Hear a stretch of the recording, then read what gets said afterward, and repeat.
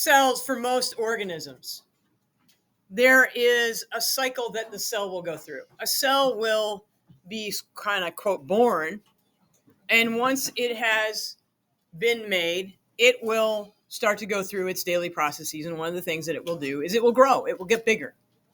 Okay? If we talk about cells getting bigger, is it good for cells to get big? No. Okay, why not? The ratio. No ratio, dude. The volume. All right, yeah. So there's this thing called surface area to volume ratio that we talked about. So make sure you review that for your AP exam, for your cumulative. Okay. So surface area to volume ratio means as a cell gets bigger, its surface area increases much more quickly than its volume does. Wait, said that the wrong way around. Let me say that again. The volume increases much more quickly than the surface area. I'm sorry. Volume increases much more quickly than the surface area. As a result, things cannot diffuse across that cell membrane efficiently. And so the larger the cell, the more inefficient it is. And eventually it may be so inefficient that waste can't get out of the cell and food can't get in. And so it would die. So to deal with that, we're going to go through this thing called the cell cycle, which is when the cell gets large, it's going to divide itself. And it's going to make two out of its one existing cell. And it's going to make sure that when it does that, it has each new cell that's created, as the cell divides into two now, it has all of the important bits that it needs in order to function on its own, because now it's two cells rather than one. Okay, so what's the one thing you can think of that a cell would really need to work to DNA, which is found in our nucleus. Yeah, so it's going to need another set of DNA. It's going to need another nucleus. It's also going to need our organelles. It's going to need more mitochondria, because now each cell is going to have its own mitochondria. It's going to need its own, if it's a plant cell, chloroplasts. It's going to need more cell membrane. It's going to need lysosomes. It's going to need all of those parts. So in order for life to continue, there has to be this cell division or reproduction of cells. And some of these cells, I apologize for the notes. They didn't copy off as well as I had liked, and then I didn't realize that until I got back up here. So these pictures are much better on the PowerPoint, obviously. And I'm going to skip down to kind of the important bits here. Functions of cell division. So cell division functions in different ways for different types of organisms. For example, if you're talking about a unicellular or a, what do we call, well, I shouldn't say unicellular, but what kinds of cells are typically unicellular? Prokaryotes, good. Prokaryotes are going to be our unicellular organisms. That doesn't have to be the case.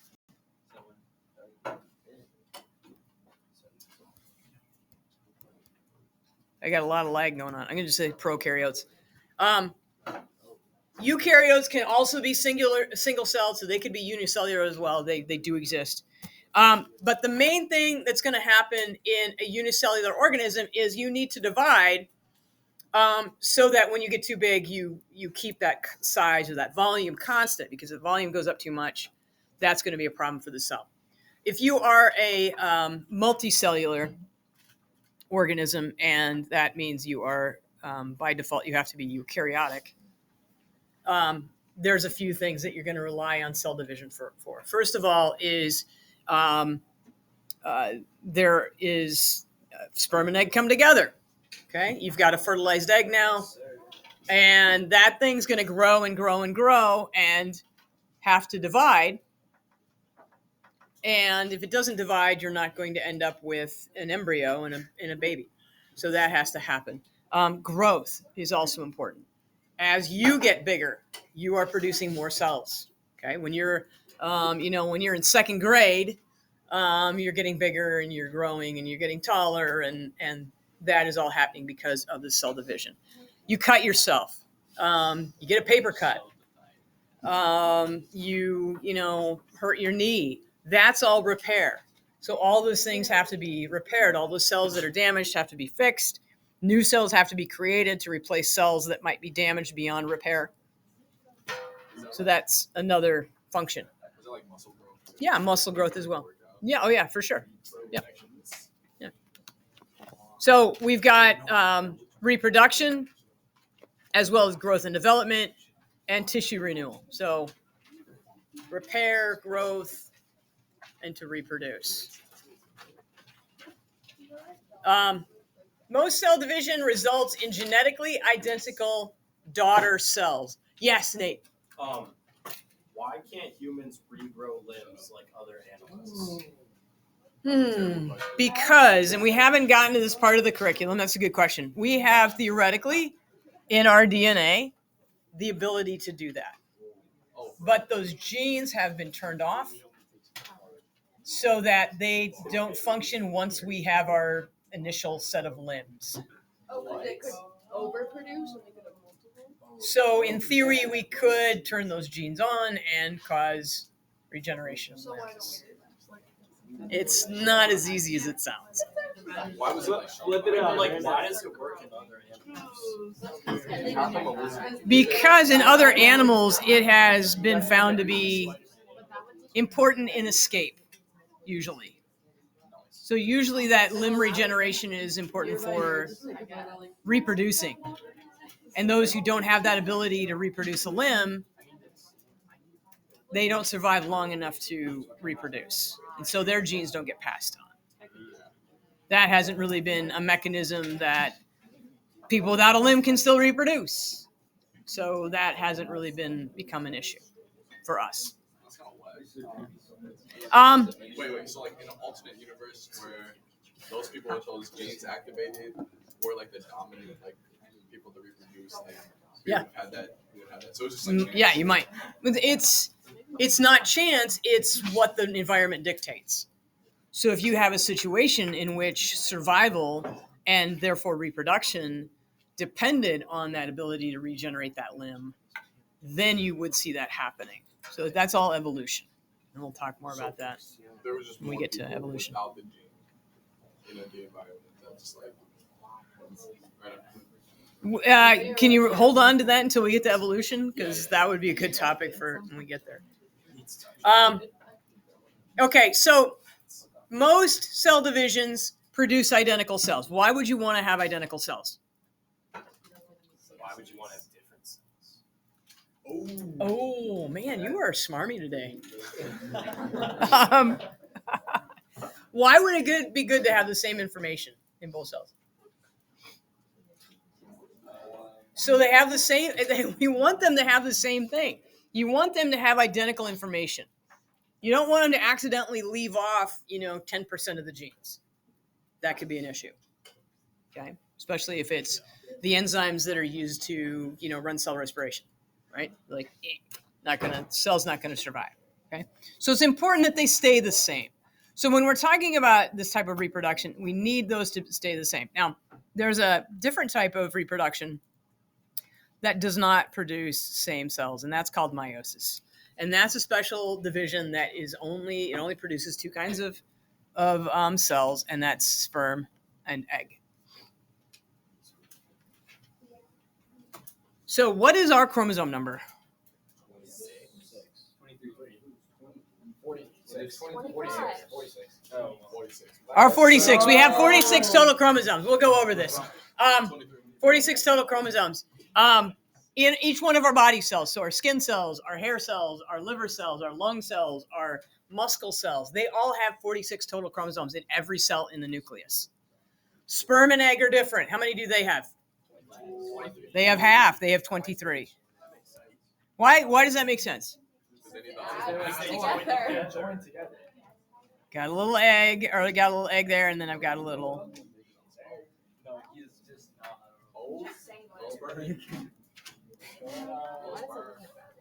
Because I can't draw.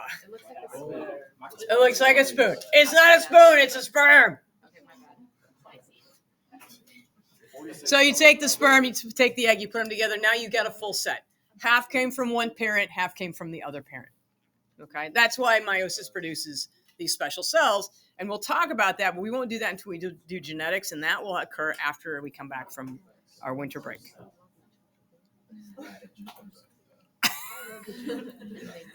Oh, I heard that.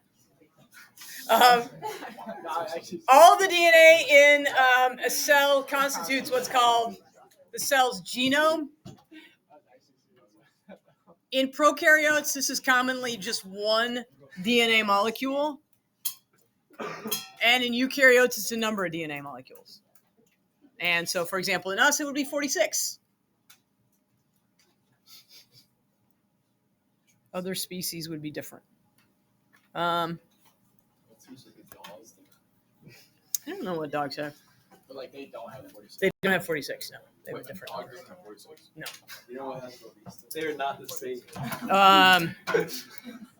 Fruit flies have 4. Eukaryotes. I know that. Fruit flies have 4 chromosomes. I don't know if anybody has 2. No, bananas have more. You know, ferns have like 260 chromosomes. Now I do.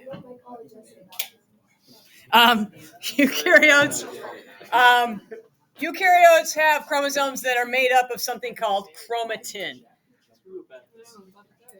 Chromatin is a mix of 2 things. It's a mix of DNA and protein together. Chromatin. Chromatin isn't just DNA. It's DNA and protein. Wait, is there other things in like chromosomes but other than chromosomes? No. So chromosomes is chromatin. Why don't we just call it chromatin? Oh, because it's a lot. Because the only thing that is giving us genetic information is the DNA, not the protein. Like if a chromosome consists only of chromatin, why don't they just call it chromatin? I agree. It's just like one big unit. Usually chromatin is referred to as kind of strung out, like that. Whereas a chromosome is referred to as, yeah, like that. Okay. DNA molecules are packaged into chromosomes.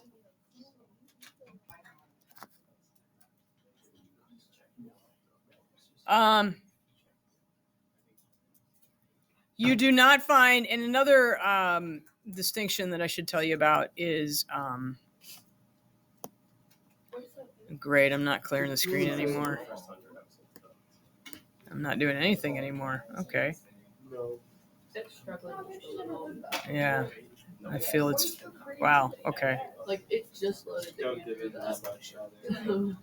Wow, I think I need to reboot. All right. Now I forgot what I was even saying. Oh yeah, I know. So notice how I said eukaryotic chromosomes. Prokaryotic chromosomes typically do not have protein. Okay. So then why don't they just call it DNA at that point? No. So prokaryotes, they do not have protein. Why is it a fair question exactly? I would say like if Chromosomes there's aren't, no, if they're different if they're eukaryotic or the prokaryotic. No. If there's no protein like a prokaryotic chromosome, why don't they just call it DNA? Like, there's something else in it. Because a chromosome is actually wound up. So it's just wound up. All right, back to histones. So this is the type of protein that you see in eukaryotic cells, and around it will, yes, thank you. Around it will wrap the DNA. Okay, that's kind of hard to see. Let me make it bigger. If I can clear it here. It does look like a booger. It don't tend to be black though either. So because there's so much DNA in eukaryotes, there are also these things called, this is called a histone.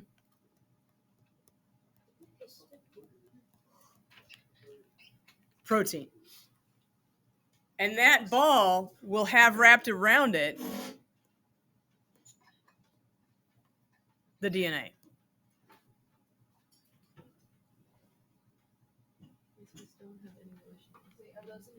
Yes. Yeah. It's in eukaryotes, yes. And it's only in eukaryotes because in prokaryotes, there's not enough DNA for this to really be an issue. But in eukaryotes, there's so much DNA that if you didn't have the DNA wound around something, around these proteins, then you wouldn't be able to shove it all into this tiny little nucleus. Okay.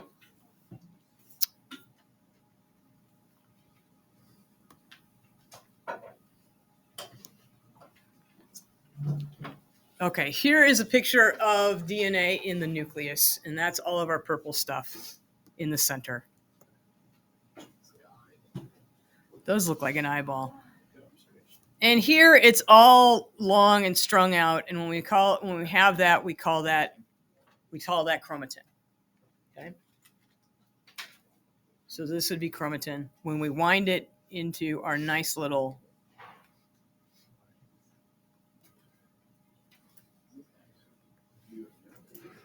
that we're going to call a chromosome. Okay.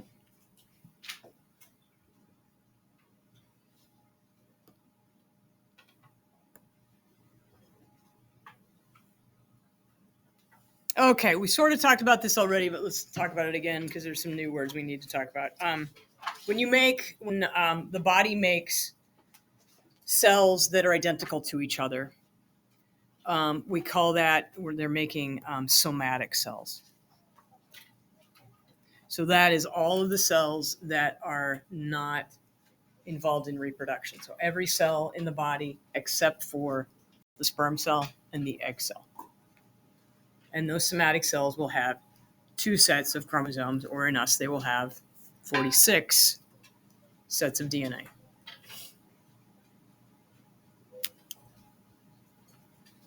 In gametes are only for making sperm and egg. And they're going to have half the number of chromosomes. So in us, that number would be 23. 46 here, and 23 there.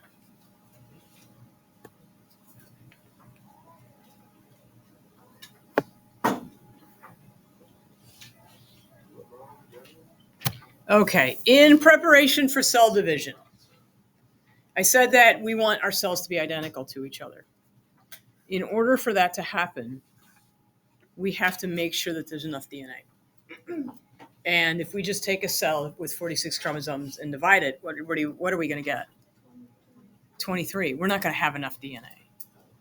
So before we can go through division of the cell, we have to make another set of DNA. So we go through something that is called DNA replication. So DNA is replicated. We make another set of DNA.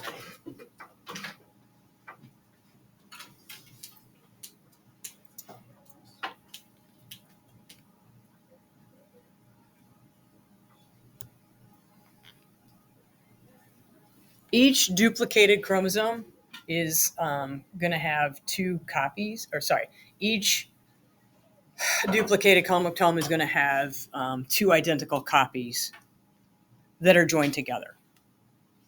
And that has another name called a sister chromatid. Okay, so the beginning, when a cell is getting bigger and it's like, oh boy, I'm getting too big for my britches, I need to divide. Before it can actually divide, it's going to go through this process of copying its DNA. It's going to start off with a chromosome that looks like this. Nope, that was not the button I wanted. And then it's going to make a copy of its DNA so that every gene is accounted for. So now I don't have 1 gene, but I have 2 genes. I have 2 copies of that one particular gene. Okay. When I do that, it starts looking like an X. Okay. And each one of those copies is called a sister chromatid. There is an area at the, usually at the center, where those two sisters attach to each other, and that's called the centromere. And that's important because what we're going to want to do is we're going to want to separate these sisters from each other so that now each new cell is going to have a copy of an entire set of DNA, an entire copy of the DNA that started in that original cell. Okay. Questions so far? Here's a picture of that that chromosome, of a chromosome after it has duplicated. And you can kind of see, use a different color here. How about blue? There's one copy here, right here.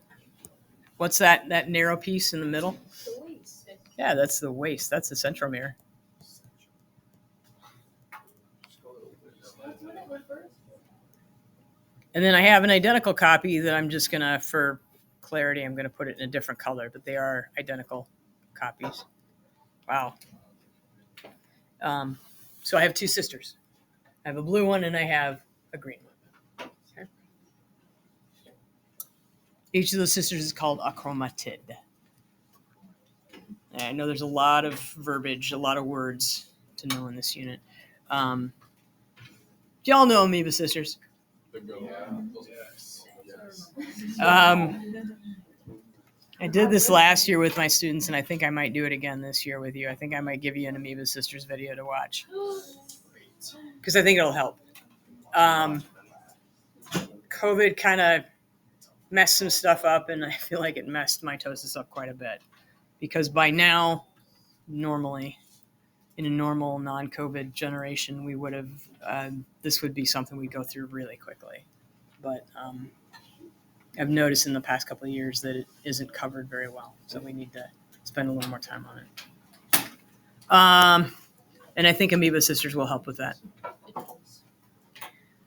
Okay, I think didn't we just say that? No? Did that say exactly? No, it didn't. It doesn't say exactly. Doesn't say exactly. Okay, just making sure. During cell division, those two sister chromatids that we made before the cell went to reproduce or divide are going to be separated from each other. So those sisters, they're going to be separated at the waist, at that centromere. Oh, that sounds nasty, doesn't it? Like rip them apart at the waist. Sorry, guys. Now, this is the part that gets a little bit hard to understand, is after they get separated and they're in their own cell. God, sorry, I can't take that. They are going to be called, they're no longer going to be called chromatids anymore. They are now fully functioning chromosomes. Okay. When they split, they're now called chromosomes. They're all by their lonesome. They're all adults now. They're on their own. So it's They're only called chromatid when there's two of them together. so it's something. It is odd. What, What's that? you have like what 96? 92. You got the right idea. Good. Sophia brought up a good point. If you're starting with 46 of these guys, and then they're going to get duplicated, how many total sisters will you have? 92. How many chromosomes would you have?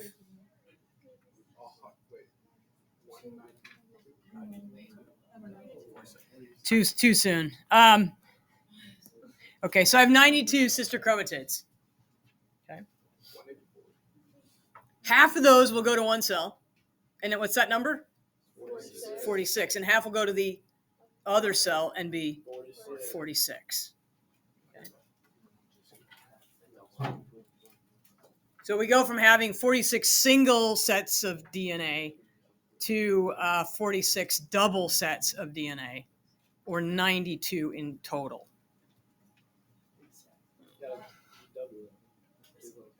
They're doubling it and giving half away. What do they like make it out of though? What are the- Yeah. Yeah. They'll create the nucleotides for that. That was good. Oh, that's not what I wanted. How full up are we? How full up are we on info? Let me see. Let's see. Would you double it? I think I would never double it. Actually. What asking? I'm taking it. Depends like what it is. It's a short unit, but we do need to talk. I feel like they definitely like people say like I'll take it. All right, so let's look at this. I'm gonna go, skip to the short one here.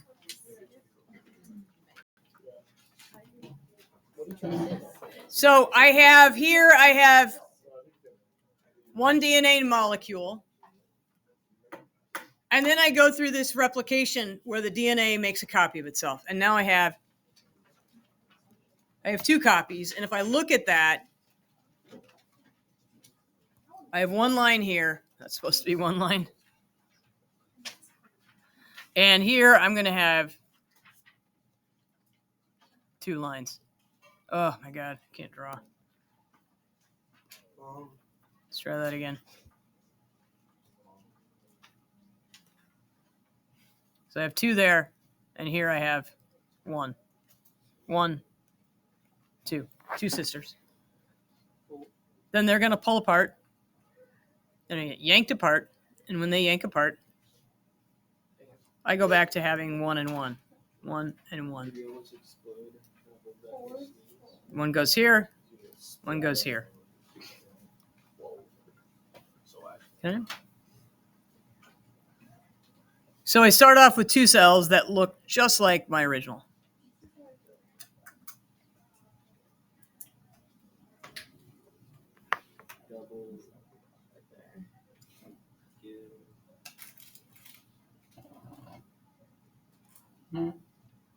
So that is the kind of the overview of what's going on. You've got to, before the cell can go ahead and divide and make it smaller, it also has to make sure that it has enough DNA. So the DNA part has to come first. Once the DNA has been copied, once there is twice as much DNA, then the actual cell division is going to consist of two stages, or two parts, I should say. It's going to consist of mitosis and cytokinesis. Mitosis is going to be the division of all the genetic information that's stored in the nucleus. So that's all of those sisters. All those sisters are going to get divvied up so that half go to one cell and half go to the other. That's kind of the most important part of this cycle. But once that gets done, once the DNA gets divided up and we're all happy that everybody got exactly the right number of chromosomes and all the right genes, then you have to go through cytokinesis. And cytokinesis is the rest of the cell. If you just go through mitosis, you've only divided the nucleus. You have to divide all the stuff in the cell. So all the cytoplasm has to be divided up.